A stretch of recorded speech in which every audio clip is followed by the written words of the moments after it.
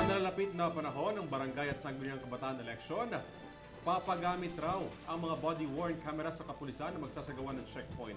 Proteksyon daw ito ng mga pulis sa mismong araw ng eleksyon laban sa mga maling akusasyon. Ang detalye ng balitang yan sa report ni Henry Nicolas.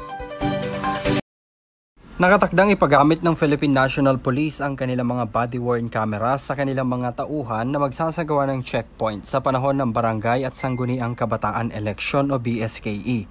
Ayon kay PNP Public Information Office Chief Police Brigadier General Red Maranan, magsisilbi itong proteksyon ng publiko laban sa mga tiwaling pulis.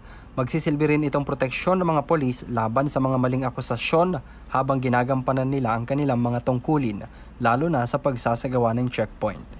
Pero dahil limitado pa sa ngayon ang kanilang mga body-worn camera, sabi ni Maranan, maaaring gumamit ang mga pulis ng kanilang alternative camera devices, gaya na lamang ng mga cellphone, dahil pinapayagan naman anya ito ng Korte Suprema. Sa datos ng PNP, 45,000 dapat ang kanilang mga body-worn camera, pero dahil sa kakulangan ng pondo, nasa 2,700 lamang ang kanilang maipapamahagi. Humiling na raw ang ahensya sa Department of Budget and Management at target na makabili ng mas marami pang kamera sa susunod na taon. Para sa EuroTV News, ako si Henry V. Nicolas, sumasaludo sa bawat Pilipino.